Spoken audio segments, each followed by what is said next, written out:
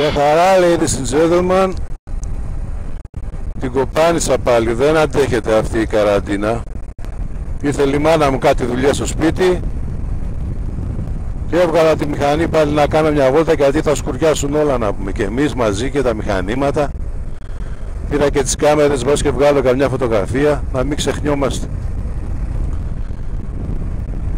Βαρέθηκα, τραβάω φωτογραφίες μες στο σπίτι. Τι θα γίνει με αυτά τα μέτρα δεν ξέρω. Από τα πιο αυστηρά μέτρα έχει η Ελλάδα. Καραντίνα, καραντίνα, καραντίνα. Θα πάθουν όλοι οι κοκομπλό στο τέλος, τσίου τσίου, να πούμε. Ψυχολογικά τραλαλά. Θέλει να ξεδίνουμε και λίγο. Σπίτι, σπίτι, κάναμε ένα φαΐ, κάναμε δεύτερο. Δεν γίνεται. Τι να πει και εστίαση, τι να πούν και τα θέατρα, τι να πούνε και μουσική, τι να πούνε. Κάνα χρόνο να πούμε άπραγοι όλοι. Αλλά εδώ είναι η δύναμη. Εδώ είναι η δύναμη. Στα δύσκολα φαίνεται ο καπετάνιος. Βρίσκω Μορεινή, Χαλκιδική, Χολομόντα. Έκανα μια μικρή παράκαμψη από το χωριό. Θα πάρω λίγο οξυγόνο, να αναπνεύσω λίγο έξω, να πούμε. Μπάφιασα. Δουλειά δεν έχουμε, λεφτά δεν έχουμε, τι θα γίνει δεν ξέρω.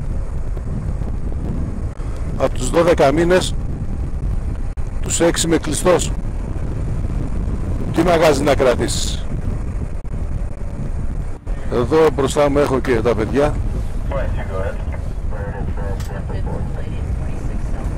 Να είστε καλά, καλή συνέχεια. Ζήτημα είναι αυτοκίνητο την ημέρα να περνάει. Ο παλιός δρόμος Πολυγύρου είναι, όσοι το γνωρίζουν. Και πάλι είδα αστυνομία. Τι να πω ρε, τι να πω. Από τις 6 ώρα έξω όχι. Απαγορεύεται συναθρήσεις. Απαγορεύεται το ένα, απαγορεύεται το άλλο.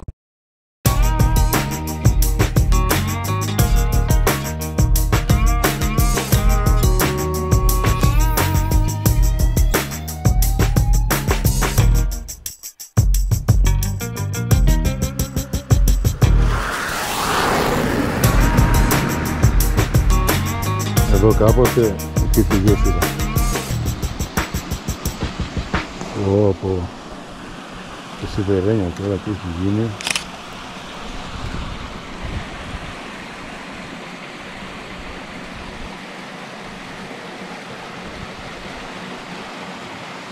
Και αυτή την ίδια κατάληξη θα έχει μόνο. Μετά από χρόνια θα πέσει. Η φύση πάντα βρίσκει τον δρόμο και τον τρόπο. Το κακό είναι ότι ο σημερινός άνθρωπος νομίζω ότι είναι αποκομμένος από τη φύση. Νομίζω ότι είμαστε αποκομμένοι από τη γη. Ενώ είμαστε κομμάτια αυτού του κόσμου.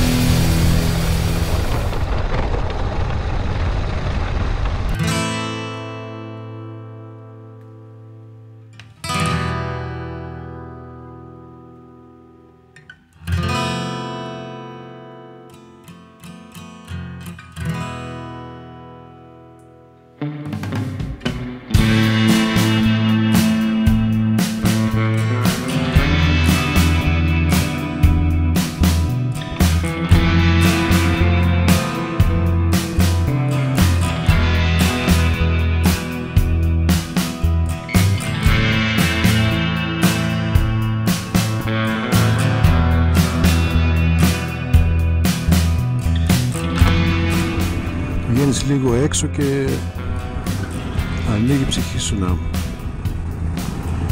αθισμένες μυγδαλιές, παρόλο που είμαστε στην καρδιά του χειμώνα. Φλεβάρις έχουμε ακόμα. Αν πεις τι έμεινε,